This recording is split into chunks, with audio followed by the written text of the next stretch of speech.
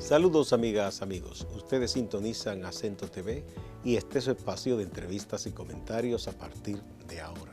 Recuerden ustedes que nos están sintonizando en el canal 38 de Claro TV, en los canales 39 y 439 de Altiz y en el canal 41 de Star Cable en Santiago de los Caballeros, y también a través de las páginas acentotv.do y acento.com.do. El tema de este día, a partir de ahora, haciendo una pausa, porque ahora todo es política, pero vamos a hablar del séptimo arte, vamos a hablar de cine, con el profesor y especialista en crítica de cine, Félix Manuel Lora, que nos honra con su columna en Acento, y es un amigo de muchos años, y ha formado a muchos de los jóvenes que han estudiado cine en nuestras universidades.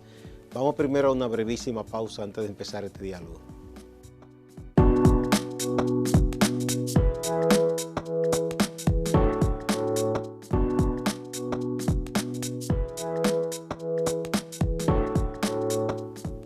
Muchas gracias por acompañarnos.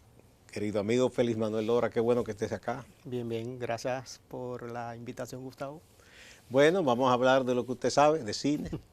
En un diálogo que sostuvimos en estos días, informal, fuera de cámara obviamente, usted me dijo algo que yo dije, bueno, eso es interesante que esas cosas se digan.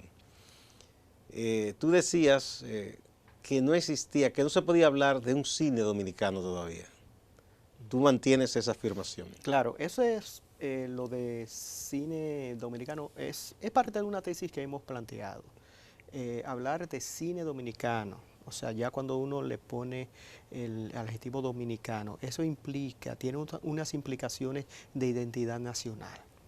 Que todavía el cine nuestro no lo tiene. No lo tiene todavía. No lo tiene. Nosotros tenemos... Por ejemplo, podemos hablar de un cine mexicano. Claro, Sí, claro. un cine argentino. Claro. Un cine brasileño. Brasileño, chileno. Sí, chileno también. Porque eso lo da la antropología fílmica. ¿Qué es una antropología fílmica? Es la cantidad de películas producidas por un país que a lo largo de su historia ha marcado ciertos elementos de identidad, ha construido una identidad que ya por hoy, cuando uno ve una película mexicana, una película argentina o brasileña, inmediatamente se da cuenta de que a qué país pertenece. Eso lo nota uno, por ejemplo, en el caso de las películas británicas.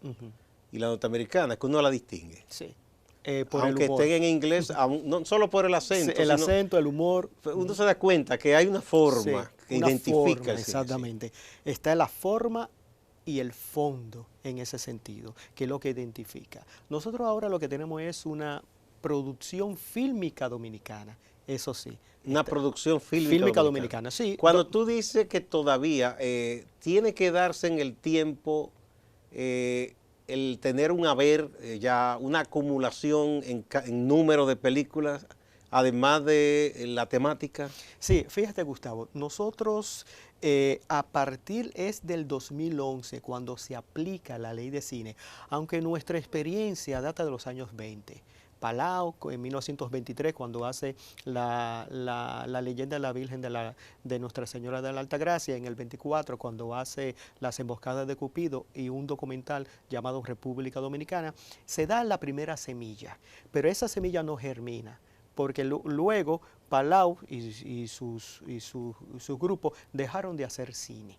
Otros sí hicieron documentales, que eran reportajes y todo eso. O sea que nuestro quehacer cinematográfico data de los años 20. ¿Cuándo cesa Palau? ¿En los mismos 20? En los años 20, sí. Y entre eso que quedó del decenio del 20 y en 30, ¿tuvimos algo? Fíjate los saltos cuánticos que tenemos. Palau produce la primera manifestación de una película dominicana con esos dos cortos en plena intervención norteamericana, 23-24. Cuando Trujillo asciende al poder en 1930, Trujillo lógicamente ya tenía un plan, ya tenía ese plan político que lo empezó a ejercer de permanencia en el poder. Entonces, lógicamente, como tenía ya ese plan previsto, no dejó que ninguna manifestación artística, principalmente el cine, se desarrollara en el país. Utilizó sí el cine, lo utilizó como forma de propaganda. De hecho, ahí había una productora que hacía precisamente propaganda de las obras de Trujillo que se pasaban en las salas de cine. Sí, las inauguraciones, la visita a los eso, pueblos. visita a los pueblos, todo eso. Eran unos pequeños cortos noticiarios que se pasaban en todas las salas de cine. O sea, sí se sirvió del cine, pero se sirvió del cine para como un sistema ideológico. Entonces, no se Como hizo con la desarrolló. música también, Exacto, y la literatura. La música, Sí. literatura y todo eso. Entonces, fíjate cómo en los 31 años de dictadura no tuvimos un desarrollo de cine de ficción. O sea, que ahí entonces hubo ese interregno de que se murió la producción. Exactamente. Entonces retorna ya al fin, cuando ya cae la dictadura. Sí, el primer film, vamos a decir, post-dictadura, es La Silla, de Franklin Domínguez. Exacto, Sí. que la hizo en el 62 en New York y la estrena aquí en el 63. ¿Existen copias buenas de ese? Se perdió. No, se perdió. Qué pena. Lamentablemente es una película perdida para siempre. La última vez que se dio fue en los años 80, en un ciclo en la Cinemateca Dominicana y desapareció. No hubo de parte del propio productor una idea de conservación. Las latas, de hecho yo vi una de las latas de la película que el propio Franklin nos mostró y realmente estaba sulfatada. O sea, no había nada que hacer. Porque eso requiere que se guarde bajo ciertas condiciones. Ciertas condiciones y todo eso. Entonces, lamentablemente no se pudo realizar como debía ser. Entonces ahí tuvimos ese intento, ¿verdad? 61 fue, algo así. 62 y 62. el 63 marca, vamos a decir, el retorno del cine de ficción dominicano. Lógicamente, La Silla es un monólogo, sí. es basado en una obra de teatro sí. que Franklin Domínguez la adapta, teniendo a Camilo Carrao como único actor. Wow. Sí. Sí. Es un experimento interesante. Es un experimento, sí, es una película experimental. Sí, entonces en la otra que tú dices que en el 63 se produce, ¿cuál fue? La Silla. La misma silla, 63. La silla. Y luego de eso, ¿qué hubo en esos años? Nada. Nada. Sí hubo, fíjate que paralelamente estuvo desarrollándose el documental y principalmente el documental social. Estuvo unos grupos, el CINEC, donde estuvo Jimmy Sierra, Onofre de la Rosa y otros más, que hicieron cine documental, cortos documentales de carácter social. Eso sí se pudo desarrollar, pero eso se desarrolló después de la dictadura. Eso fue de finales de los 60, principios de los 70. Finales, después de la revolución del 65, sí. 66, 67 y los años 70 también. Obviamente estamos hablando de producciones hechas por dominicanos aquí, porque exacto. De que vinieran extranjeros y tomaran fílmica sí, o reportajes. Sí, de hecho en los años 70 se produjo un fenómeno de muchas productores italianos y europeos vinieron aquí al país a producir películas, porque se daba un fenómeno en el mercado italiano que las películas, había el público italiano que quería ver paisajes exóticos caribeños, y entonces República Dominicana ofrecía. De hecho, coincide en ese momento. Coincide en que la industria turística dominicana empezaba a desarrollarse en los años 70. También coincide que había un grupo de técnicos que se empezaban a desarrollar en la publicidad, porque en los años 70 fue el mayor auge de publicidad en República Dominicana. Ya cuando llegan aquí al país productoras extranjeras, firmas extranjeras de publicidad, y empezaron a desarrollar. Pero hubo un señor que, no sé si fue en los 70 o los 80, que hizo algunas películas. Él no era director, era como que invirtió un dinero, un productor de esta gente hábil que hay, yo no recuerdo el nombre de él. Era malísima, por cierto. Sí. De hecho, se produjo muchas películas, inclusive en coproducción entre República Dominicana, Puerto Rico y México. Eran como que venían a hacer muchas películas mexicanas, muchas películas mexicanas. Bueno, yo recuerdo una que trabajó Julio Alemán, trabajó Charitín Goico y Freddy hace un papel de un borracho. Sí. Hubo una película, Prohibido Amar en New York. Esa misma. Sí. Y de hecho, recordamos en los años 60, Caña Brava. Que trabaja Joséito Mateo y Javier Solís. Javier Solís, que hubo dos versiones, una para el mercado puertorriqueño, que empezaba la película con una plena, y para el mercado dominicano con un merengue. Pero mira, no sabía, qué interesante. Dos versiones, por lo menos en su ahí aparece, en la versión dominicana, por lo menos, cantando en el Parque Enriquillo la canción Quisqueya, Felipe Pirela. Sí, que por cierto la canción la escribió un puertorriqueño. Y en el 74, Tú mi amor, con Nini Cáfaro. Ah, sí, esas Sí. también recuerdo que se mencionó. Sí, sí, sí. Sí. Fíjate Y en que ese momento, Félix, ¿cuál era el mercado de esas películas? Porque con el mercado nacional nada más, aunque teníamos muchos cines, no bastaba, ¿no? no, México y Puerto Rico principalmente. Se llevaba Los eso. mercados sí, sí. No eran netamente dominicanas. Sí, eran coproducciones o usaban la o locación de usaban las aquí. locaciones mayormente, ya sea de manera completa o por escena. Y Solamente usaban se hacían figuras aquí. dominicanas. Figuras dominicanas, sí, eso facilitaba mucho. Lo que pasa es que todavía el mercado, el mexicano de las películas de habla hispana dominaba el mercado latinoamericano. Todavía México en esa época dominaba. México tuvo su declive ya a finales de los años 70, principios de los 80, que hubo un gran declive de las producciones cinematográficas de calidad, porque de comenzaron calidad. lo que ellos llamaron después las películas de fichera, como ellos llaman, Sí. que eran cosas baratas, Sí. porque hubo un incentivo y lo usaba cualquiera. Ujú. Y fíjate, un fenómeno que estudio como una especie de paralelismo para saber, en los procesos de producción cinematográfica en cualquier país han sido lo mismo. No se pueden hacer saltos dentro del proceso. Ajá. No hay saltos en los Es lo procesos. mismo. Lo mismo Hay que un está pasando proceso aquí. que hay que cumplir. Sí, lo mismo que está pasando aquí en estos momentos actuales pasó todos los países. Y si hacemos una reflexión de México de los años 30 y 40, ¿cuál eran el tipo de películas que se hacían en México? Eran películas populares donde realmente no habían tanto actores sino cantantes, Pedro Infante, Jorge Negrete, Y comediantes. estaba comediantes, Cantinflas, que Cantinflas no es un producto netamente del cine. Cantinflas produce El Peladito en los vodevil del DF. Sí, eran los teatros populares, las compañías que llamaban, que recorrían los países. Y sí. lo traslada al Sí. cine. Entonces, Por eso incluso él es muy malo y lo admitió, él no se podía aprender un guión. Exacto. Él improvisaba. Y eso fue su éxito, Sí, por su éxito, cierto. improvisaba mucho. Entonces, México en los años 30, 40, 40 y 50, que fue en la edad de oro del cine mexicano, se nutrió de figuras populares, figuras que eran cantantes, que eran comediantes y todo eso. ¿Qué es lo que estamos haciendo nosotros ahora? Eso mismo. Nuestro cine ahora está sustentado en las figuras populares, que no necesariamente son actores, son gente de la televisión, curtida en la televisión. De hecho, el primer éxito, vamos a decir éxito y fenómeno en el cine dominicano fue el que produjo Nueva York, 1995, con Luisito Martí y su personaje Balbuena, una hechura de la televisión. Sí, no, era un ícono del show de mediodía. Claro, de las comedias. Sí. claro. Entonces, si hacemos un análisis en paralelo de qué es lo que está pasando, aquí lo que está pasando es lo que ya México pasó en los años 40.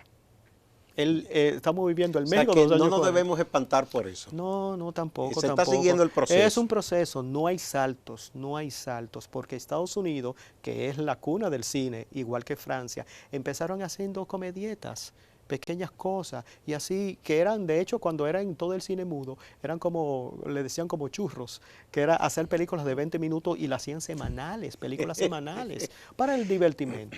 Bueno, sí, y se usó mucho a gente de los circos y cosas así. Sí, era para algo rápido, bien.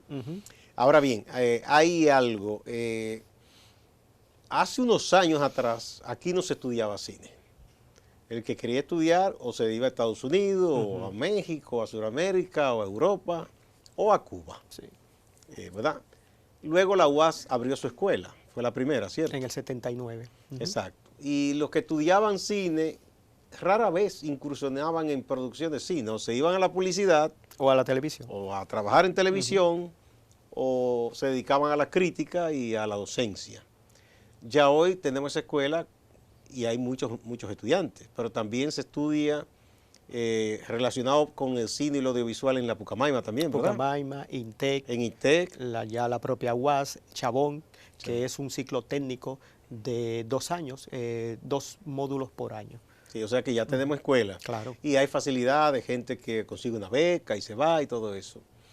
Bien, ¿se está formando el recurso humano para el cine como debe ser y en el número que debe ser? Bueno, de hecho hay un dato de la Oxford Economics que hacía una proyección para el 2025, que hoy por hoy la ley ha creado entre 5 y 6 mil puestos de trabajos fijos. Según este reporte de la Oxford Economics, para el 2025 se crearán más de 11.000 empleos. En el cine, en el aquí. cine neto. Gente que va a vivir del cine. Vivir del cine, sí. todavía eso es un indicador interesante porque eso está marcando que el crecimiento que va a tener el sector audiovisual, principalmente el cinematográfico, va en auge. Entonces, esta nueva generación que se está formando, con deficiencia quizá en algunos puntos, va a tener trabajo fijo, por lo menos va a vivir de esto dentro de los 5 o 10 años. Entonces, lo que sí hay que mantener es qué tipo de educación se le está dando a los estudiantes. Los pensos son muy buenos, tanto el penso de INTED, de Pucamaima, Chabón, pero hay un asunto que esta nueva generación, mayormente millennials, son muy dispersos. Yo tengo un chiste a mis alumnos que digo, si Spielberg, Coppola y Lucas en su época tuvieran siempre pegado a un celular, ¿serían los realizadores que son ahora? No, entonces, Truffaut chateando. O sea, no, esos gente que se dedicaban, de hecho por el ambiente, el ecosistema tecnológico de la época, lo que permitía era leer muchos libros, ver muchas películas, estudiar muchas películas. Y tomar fotografías. Sí, y tomar fotografías. Ahora lo que hay una dispersión de la atención del estudiante hacia lo que es esencial. Claro que eso no solo pasa con los estudiantes de cine. No, pasa con todas las áreas. Sí. Entonces, eso es lo que yo he encontrado en el proceso de enseñanza-aprendizaje en los alumnos. No hay una concentración tal que se dediquen a esto. Lo están quizás mucho dedicándose, bueno, de aquí yo pongo una pequeña productora o hago algunos videos, algunas cosas, pero no se están concentrando. Yo sí recuerdo en los años en que estuve en las aulas universitarias que en comunicación dábamos materias de cine, sí, de televisión, que tanto el profesor José Luis Sáez como Félix Fran Ayuso nos instaban a leer cine. Había unos libros de cine que se vendían en el Economato. Sí. Había una colección, Cine para Leer, donde estaban los libretos y más o menos con forma que tú lo podías asimilar. Y uno se interesaba en ver películas que no estaban al alcance de inmediato porque leía el libreto. Además, eso un poco le disparaba la imaginación a uno y todos nos ponían a hacer un ensayo de escribir un libreto y más o menos, o sea, quizá eso es lo que uno echa de menos, pero no solo en estudiantes de cine, en la mayoría de las áreas que son poco dados a ir al libro. Sí. Me dicen mucho, bueno, porque leemos por la tablet, leemos por el móvil, bien, por lo que tú quieras, pero hay que leer. Hay que leer. No importa la vía que se utilice. Hay que leer. Una de mis insistencias en las aulas es precisamente la lectura. No se puede uno formar como un profesional dentro del área de cine que al parecer lo pintan como fácil y no es así. No, porque es que eso da un glamour. Exacto, el glamour, la alfombra roja. Le encantaría ser un productor o ser un actor, ¿verdad? No. Los grandes directores son realmente intelectuales que tuvieron que curtirse muy bien porque un director, por ejemplo, tiene que saber de todo. De todo, todas las áreas, todas las artes visuales, artes plásticas, teatro, todo. O sea, tiene que conocer un conocimiento porque en la medida que tiene ese conocimiento es que lo puede aplicar en las ideas de sus películas. Entonces, la lectura siempre va a ser un factor primordial para el desarrollo de un estudiante y de un profesional. Entonces, hay una reticencia con el asunto de leer libros. Y ahora hay muchas facilidades, porque se descargan los libros en PDF y todo eso. O sea, sobre todo los clásicos, usted lo consigue gratis en muchísimos lugares en la web. O sea, no tiene que pagar por ello. Antes conseguir un libro clásico, eso era como una odisea. Bueno, primero había que conseguir el dinerito. El dinero. Pueden dar toda la novela y el Conde, a ver si uno lo encontraba. Sí. Hay una cosa que puedo confesar. Que así otros compañeros lo hacían, que uno iba a la librería y se quedaba parado a leer el libro. Yo llegué a truquear porque me obligaban a leer y quizás si no tenía en ese momento, leía en una parte, cuando ya me llamaba la atención, me escabullía, iba a otra y seguía por ahí. Sí, uno iba a la librería. Y en una tarde uno terminaba de leerlo. Exactamente, a leer. Entonces uno, no tenía el dinero para comprar así el libro. Lo leía en la librería. El extranjero de Camus, así, porque tenía que hacer un informe, pero no tenía dinero en ese momento. cuento. Sí, Entre sí. Escofeta Hermano y Casacuello, yo leí el libro. Y a Menguala. Y a ver cuánto. Ese señor era más exigente. Sí, sí, sí. Ese es Y traía cierto. buenos libros. Sí, sí, sí. Uno estaba a la espera de cuando llegaran esos libros. Sí. Entonces, eso. Bueno, entonces, la formación, esa es la preocupación. Sí, Quizá sí. que no podemos culpar a esos jóvenes porque es un asunto de este tiempo. Ujú. Que la gente un poco opta por lo más fácil y más tecnología, pero no va a esa fuente fundamental que es la lectura. Que no le estamos diciendo que compre el libro físico, pero que lea Lea, ¿no? de la Y forma que ahora sea. hay muchos tipos de lectura que uno puede conseguir en la web, libros y todo eso, o sea que hay mucha facilidad.